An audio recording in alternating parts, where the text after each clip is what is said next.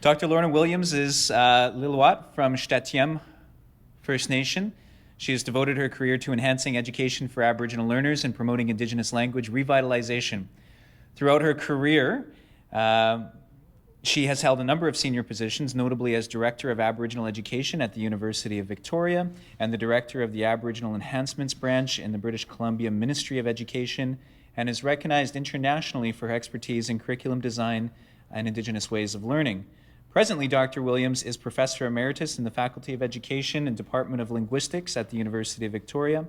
Within the Faculty of Education at the University of Victoria, Dr. Williams has created a series of courses known as Learning and Teaching is an Indigenous World. This program was designed to create a unique pedagogical space where Indigenous wisdom is experienced by students and faculty members alike. Dr. Williams held the Canada Research Chair in Indigenous Knowledge and Learning until her retirement in 2014 and is currently president of both Salishan Institute and FEL Canada. In 1993, she received the Order of British Columbia for her passionate work to help people of all cultural heritage understanding each other. In academia, we talk about standing on the shoulders of giants. With Indigenous academics, it's a little bit different in that we're not just standing on the shoulders of people like Auntie Lorna. We're grateful to Auntie Lorna for literally creating an opportunity that didn't exist prior to her coming around.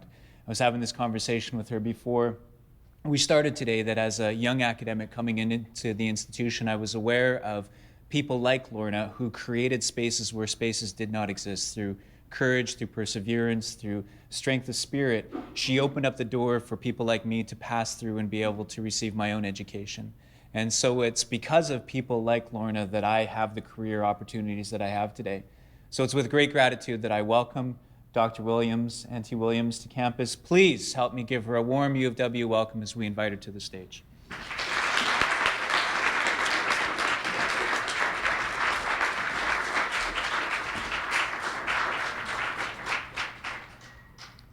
Kukstum katlap.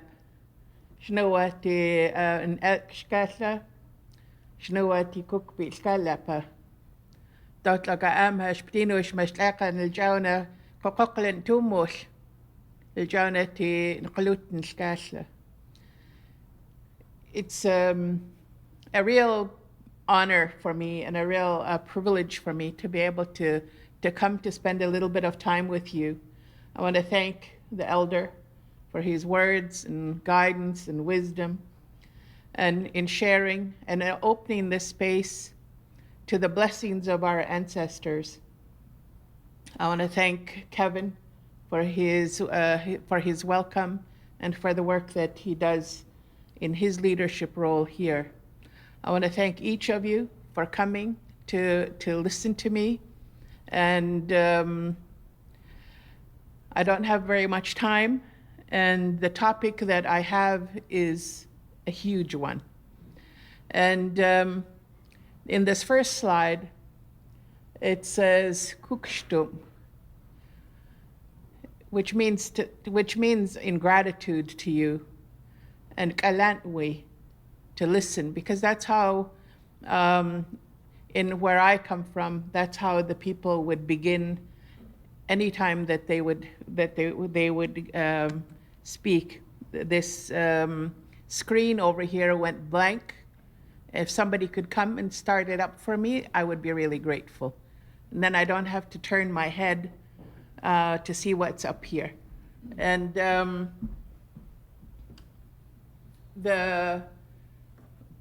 put it back to the other one. First slide? Yeah. Mm-hmm. Thank you. The writing that you see is the alphabet that we created in my community. So I had a hand in the creation of how we would write our language, and I'm really proud of that. It began in 1973 in Mount Currie when we took over our school administration of our school, and the community said that one of the things that it wanted to do was to keep our language alive. But we were living in a writing world by then. And so we created this alphabet. And I just wanted to put it up here to show you and to share it with you. And it just says what I said in English. I also want to acknowledge all the language champions that are present in the audience today. And it's possible that each one of you can be one of those. But the people that I want to acknowledge are those who work in our communities, whether it's in our home communities or in urban communities, on language, learning the language, and working tirelessly to promote our languages. I know that in British Columbia, that it hasn't been until only very recently that they've been acknowledged. And I want to acknowledge you for the work that you do, because if it's anything like in BC, our language champions have not been recognized, acknowledged, and appreciated for the expertise that they bring to what we have today. And so I acknowledge you today. And of course, I want to acknowledge the people and the ancestors on whose land we gather today, who are here with us and always continue to give us support to do the right thing. These are the values and beliefs that I hold in the work that I do in language revitalization. I've been working in language revitalization for quite a long time. And the university is the last place that I was employed. And in the work that I do there, these are what I hold and hold true, that our languages are precious. And that even when we don't no longer speak those languages, our languages are precious to us. And we need to work together, and we need to work together to keep our languages strong.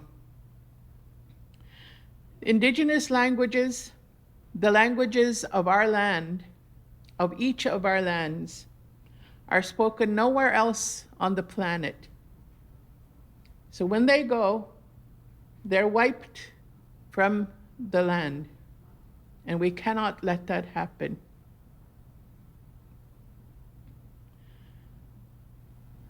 There are right now public debates about whether our languages should continue. And I want to remind every settler, past and present, who are making their lives on this land, that you exist on land where a language was born. And you, as a settler, have the responsibility to where you've make your home today. Our languages are the voice of our lands, and our relationship with the land, the air, the water, and all that reside and take sustenance from that land. Our languages keep our connections to the ancestors. It's the voice of our ancestors that we hear when we hear our languages spoken, and when we speak the languages, we can make those connections. There are connections to the descendants. It's the legacy, it's the wisdom, it's the knowledge that we leave those who will come after us. And we need to be able to keep those responsibilities, keep clear about those responsibilities that we have to our descendants. Our languages are the vehicles for our knowledge, for our wisdom, and our world.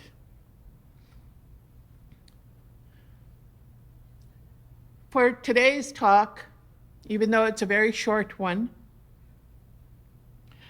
It's drawn from these experiences that I've had in my life with regards to language.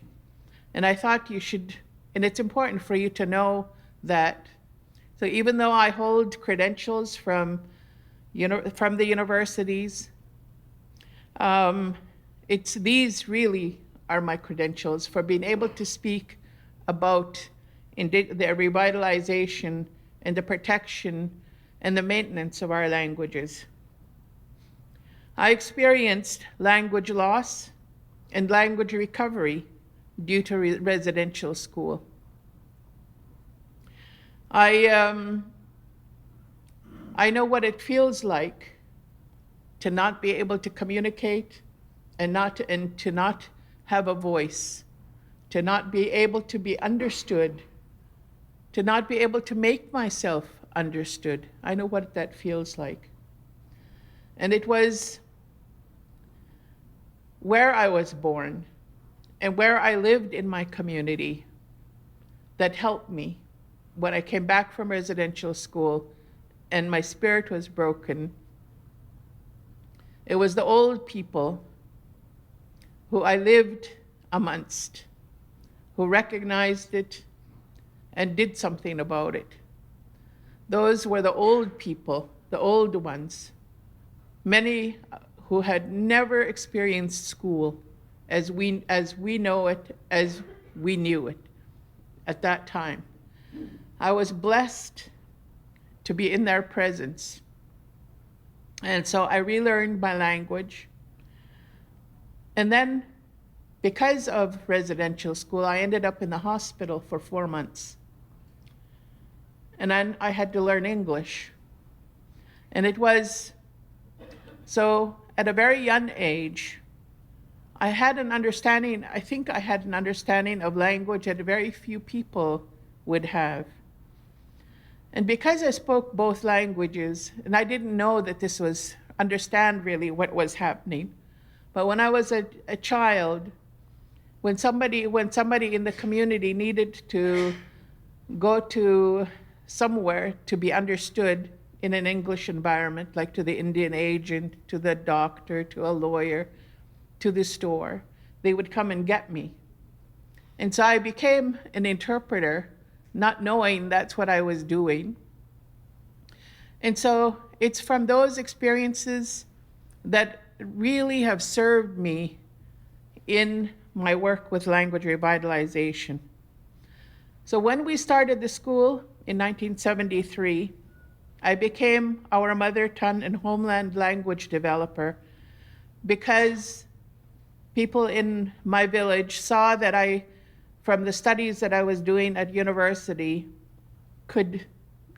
knew something about making lessons. I didn't know very much, but they thought that I did. And that's the other piece that I want you to think about. How did the people in our villages help the young ones to learn to take on roles that they think they cannot do? This is a real key in the work that people do at universities. How do we prepare and help and support young, new learners do the work that they think they cannot do? Because that was what my village, the people in my village, did for me. There were many times in my life when I was put into responsibility roles that I didn't, I was spunky enough to think that I could do them on one level, but deep down I knew that I didn't have the knowledge, the experience, or the wisdom to do it. But there were always people in my family and in my community who supported me to do those things. And so in the 1970s, there was no work at that time being done, really, to revive, to maintain, to recover Indigenous languages There was work being done in other languages around the world, but none in languages of the land here in North America. And so the work that we were doing, we had to have the courage and the audacity to think we could do what our communities, the parents of our children at that time said that they wanted. So I learned a lot in those 15 years that I worked for my community. And then I moved to Vancouver, and I worked in Vancouver as a consultant for the Vancouver School District. And in the Vancouver School District, the Cree language was the largest speaker group in our city. When I told this to the person who was doing Statistics Canada's research on languages, and I looked at the map that she brought, and I didn't see Cree in Vancouver. I told her, go back and look at your data. I said, because what you're going to find is that Cree speakers are our largest language group. She went back, she looked, and she revised her map. It was my stint in Vancouver, my time in Vancouver, where I really learned the needs that our people are mobile. And that our people when they are mobile and move to urban centers, they have no support. They have no support for their language. They have very little support to maintain their identity. And there's very little access. And so we need to remember our brothers and sisters who make their lives no longer on our homelands, but whose connections to those homelands continue to be strong. One of the things that our people did in my homeland was when babies are born, when the umbilical cord drops off, they take that umbilical cord and they wrap it and they put it into a tree, a certain kind of tree. And that umbilical cord stays there, high up. Nobody really pays attention. But the purpose of that is so that people will always know their home. They always have that connection. And I'm sure that the people here had similar practices so that our spirits will always know their connection to home. I've been involved in reports, reviews at a provincial level, national and international levels. For example, I did a report in British Columbia for the needs of our language teachers.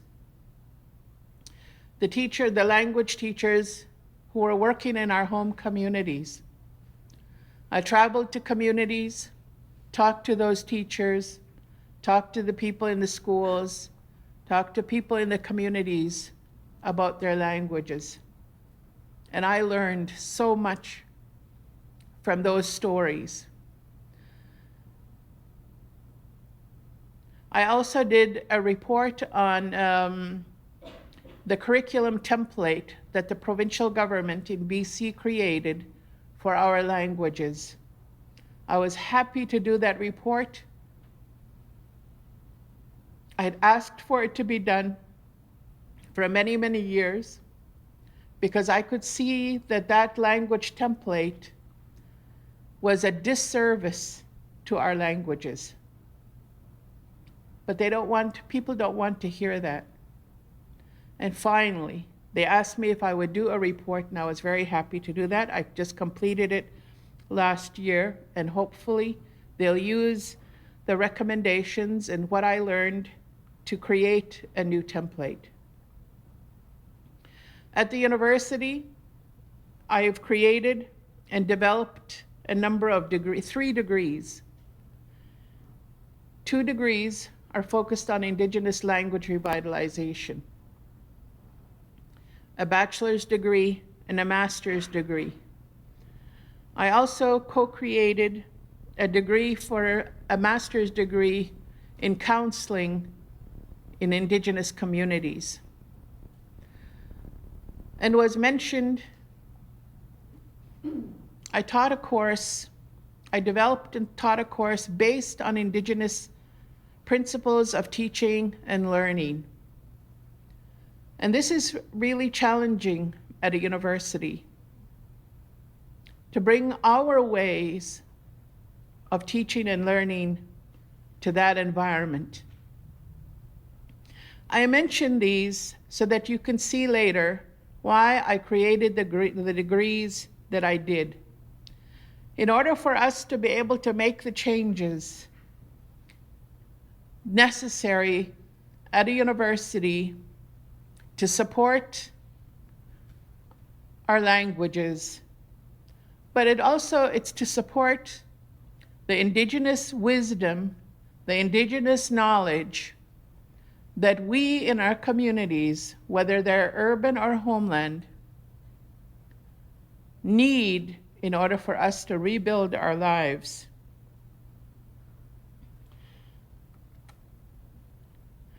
So it's important to look at the Canadian and colonial context for Indigenous language revitalization. It's important for us to understand the environment within which we work. The first one is that the work to remake us as human beings into another image is based on an ideology of contempt. Contempt for our way of life, contempt for our languages, contempt for our wisdom and our world. We have to know that colonial policies and what has been promoted in the school system is based on that. And that's something we have to change. We work to change it. We know it's there. We know it exists in every step and every function in the places of learning that have been created, which was to wipe out our identity. What has been promoted is that there is a single story, a single language, a single standardized language. Even today, in articles I read in the paper that question the viability and the need for our languages to stay alive, it's promoted that we only need English or French.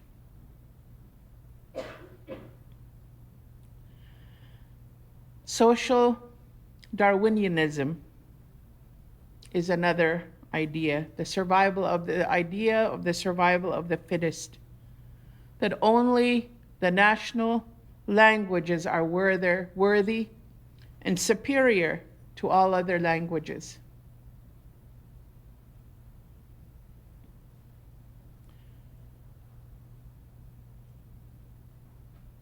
I was really happy to hear that this current federal government is embarking on a First Nations Language Act. Why is that act important? It's important when we look at the research around the world, that when languages are accorded recognition and acknowledgement, it makes a difference. Canada is one of the few countries that doesn't recognize an Indigenous language. And it's important that our languages are held up as being important to this country. It is said that English is a universal language, and right now the biggest colonizer that exists today are these tools of technology. Our cell phones, smartphones, computers. Because it was only until very recently that we've been able to use those tools and to be able to communicate using those tools, those orthographic tools in our languages.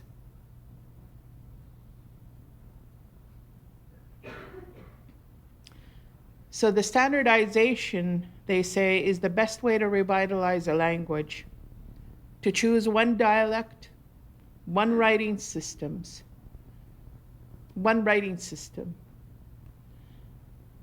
They say that humans can't cope with variability. But then I have to ask, how did our ancestors deal with variability? Because our languages are diverse. Our language, and within each language, we have many dialects. So how did we cope with that? And people thought that it was because we were confined to one space, but that's not true. I remember as a child, when my language and our languages were strong, people came to our community from many other communities. And the people in my community and those people who visited, they spoke each other's language.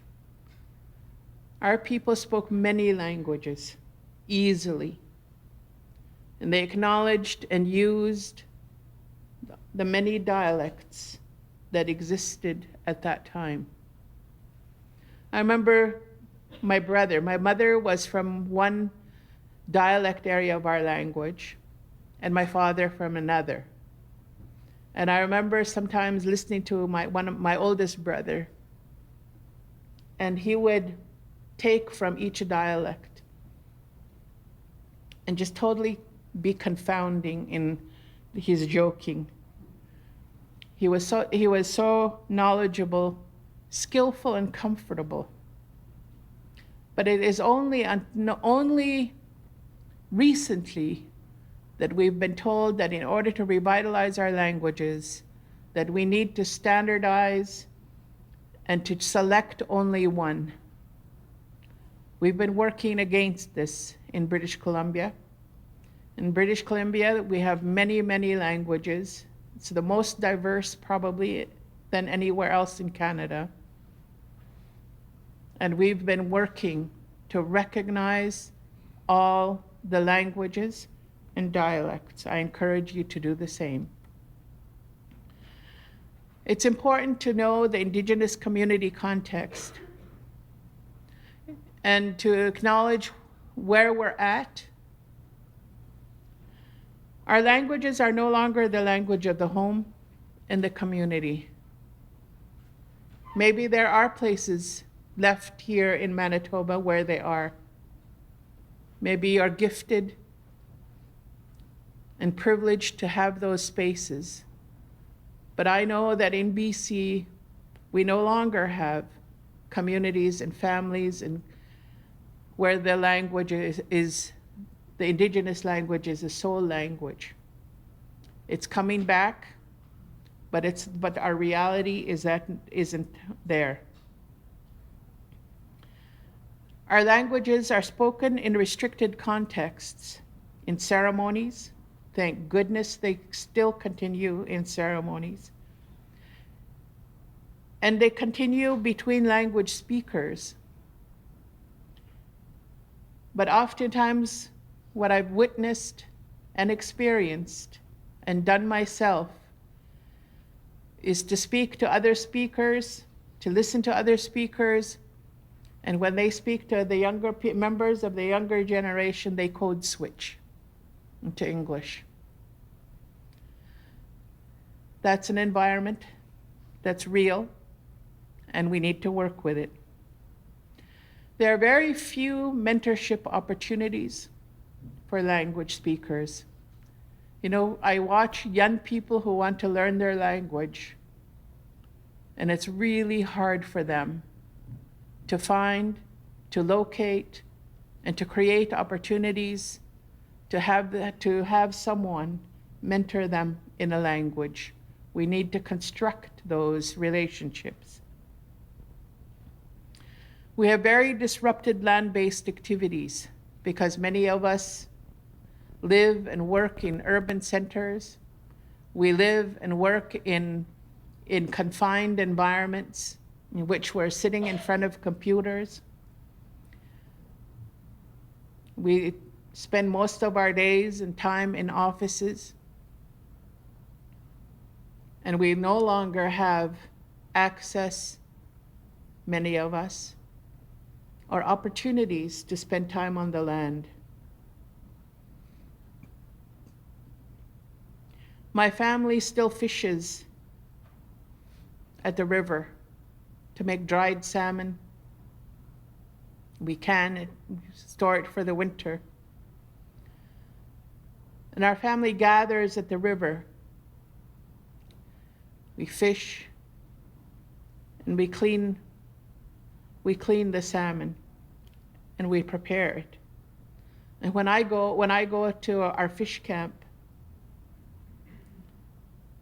from where I live in an urban center, the first thing that my nieces and nephews do is they they pull out their cameras, their phones, and they take pictures because they think I can't do it anymore.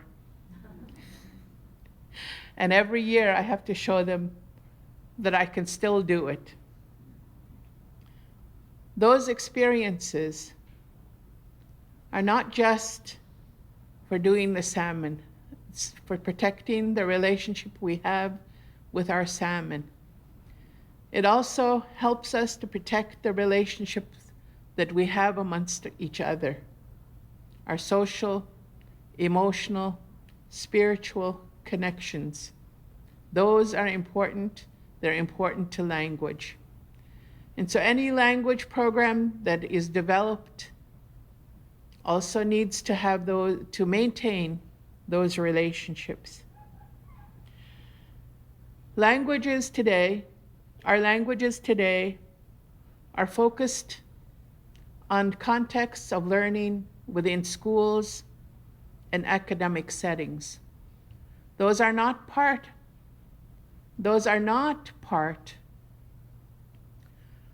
of social environments, of how language is used, where language is used, and where languages will continue.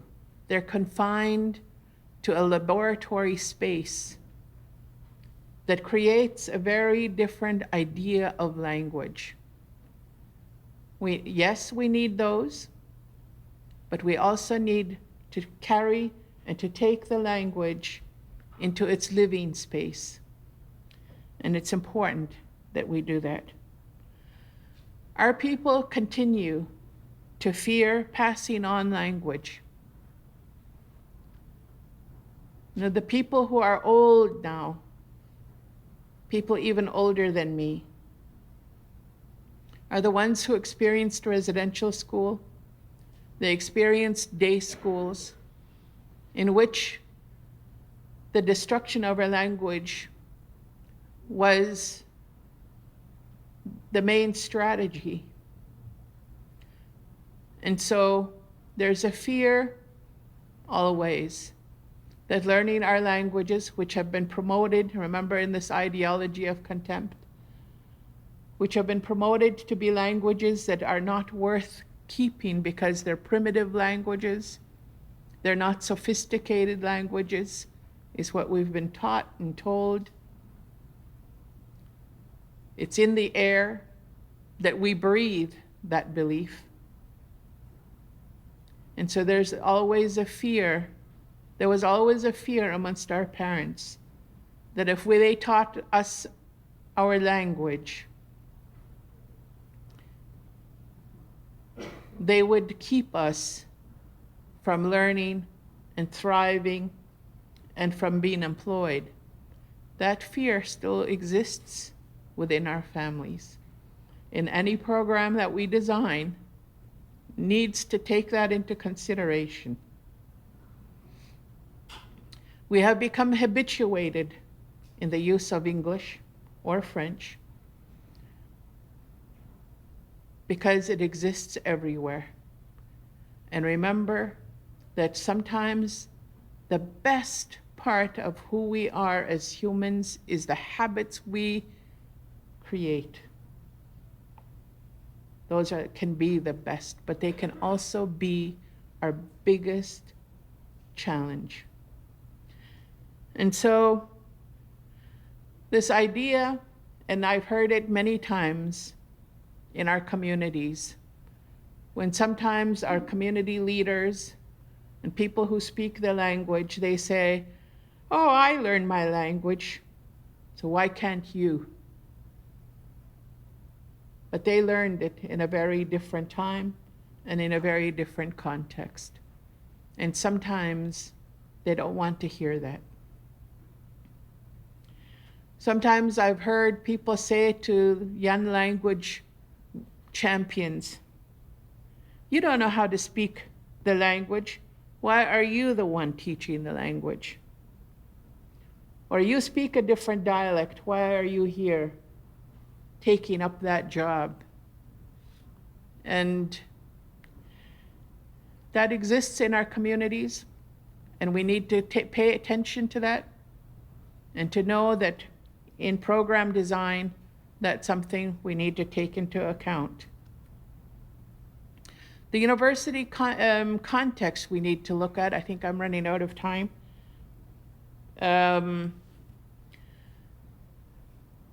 Is a single it's organized. The way that a university is organized also can be problematic because they're organized as focusing on a single discipline, each one, without partnering with one another.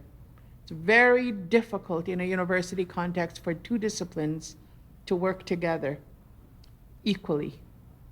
It's based on a Euro-Western knowledge system, and that it's the only one true way. It's protectionist, it's bounded, they're gatekeepers, and any other knowledge system cannot exist. They promote standardization and uniformity. They're competition-based. And it's not to say that Indigenous people were not competitors. I've watched in my community how competitive people could be. But it was a different relationship with competition. Competition, when you look at the grading system, the way that marks are issued, it means that in order for you to get an A, many other people had to get less than an A. In order for you to get an A, you had to put somebody else down. You had to surpass them somehow.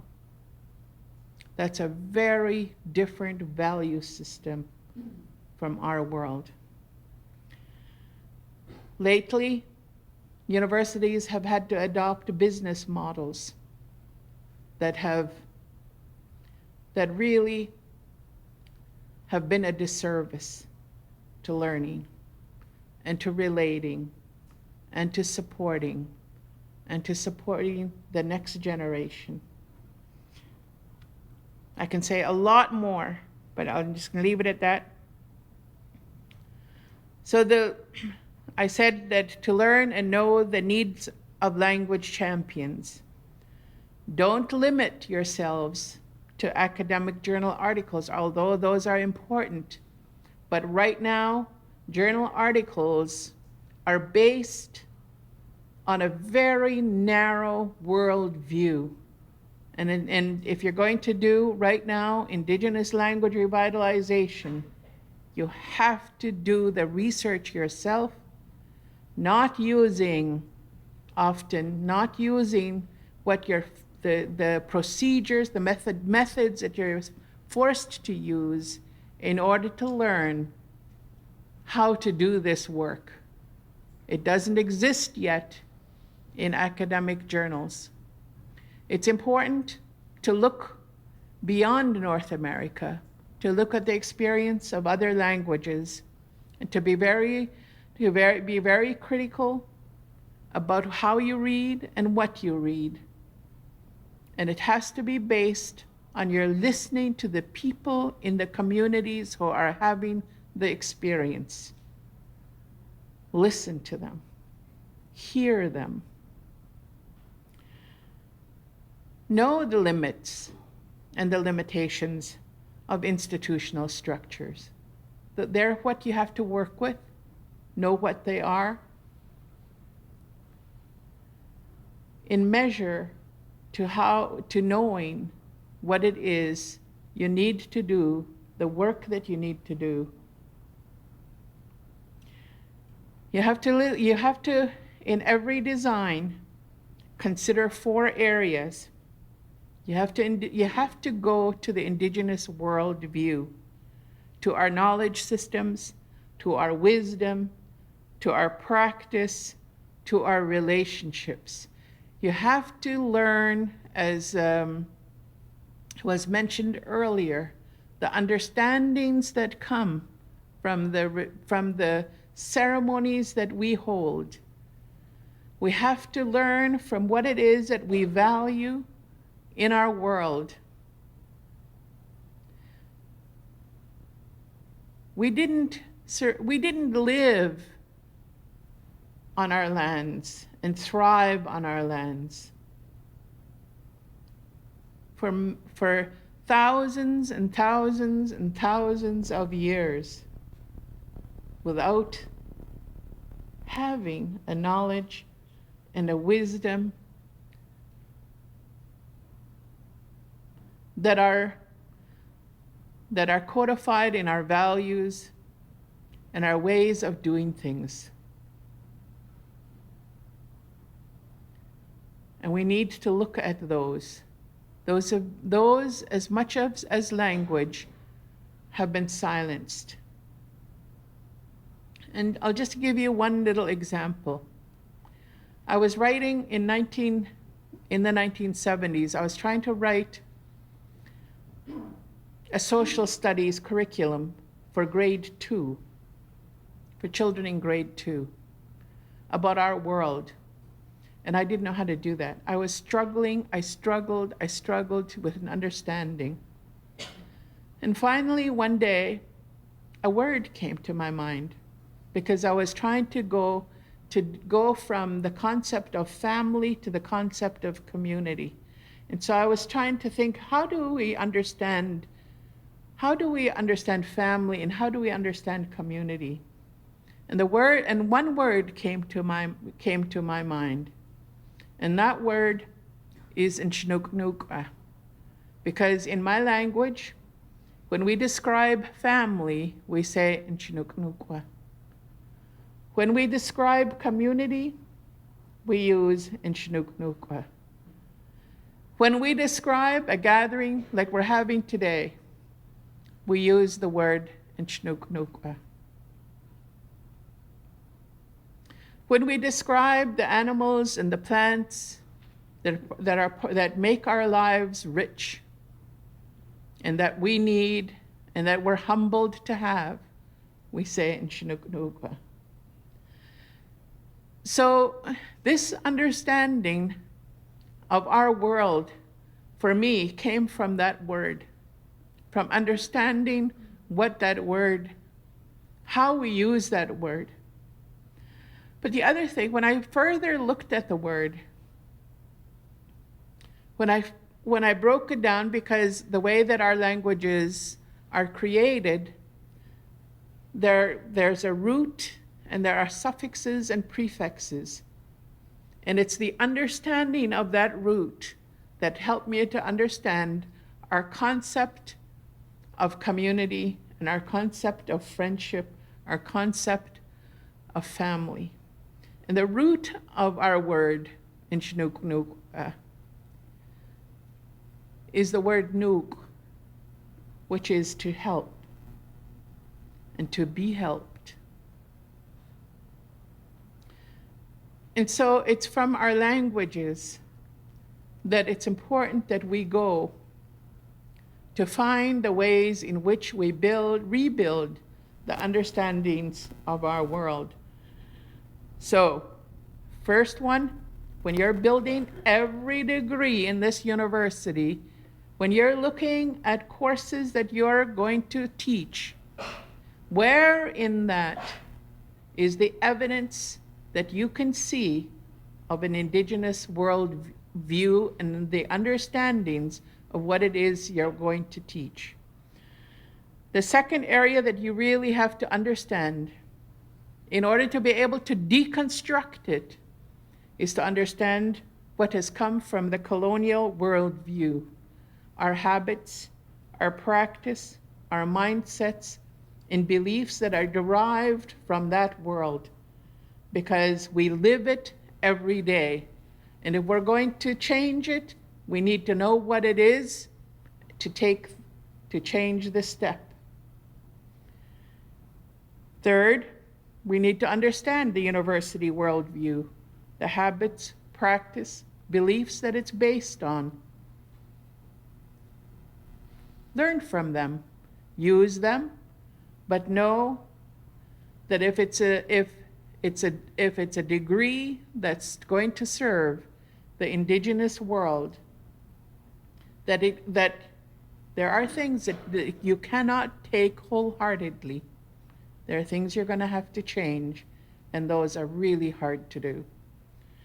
You also need to take into consideration the current context, because young people today live in a very different world than I did. I can base what I learn and do on what I've learned throughout life. That's valuable. That's why our elders are valuable.